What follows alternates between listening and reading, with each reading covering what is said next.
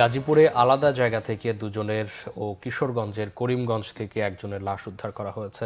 গাজীপুরে শ্রীপুরের এমসি বাজার এলাকায় একটি সেলুনের পোশাক শ্রমিক আবু সাইদকে হত্যার অভিযোগ উঠেছে সেলুনটির নরসুন্দরের বিরুদ্ধে। পূর্বশত্রুতার জেরে এই হত্যাকাণ্ড হয়েছে বলে ঘটনা প্রাথমিকভাবে ধারণা করছে পুলিশ।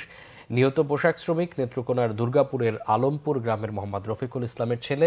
এদিকে জেলার কালীগঞ্জের মুক্তারপুর এলাকায় এক ব্যক্তিকে পিটিয়ে হত্যার অভিযোগ উঠেছে প্রতিপক্ষের বিরুদ্ধে। এই ঘটনায় স্থানীয় মনির হোসেন সহ বেশ কয়েকজনের বিরুদ্ধে থানায় অভিযোগ করেছে নিহতের পরিবার।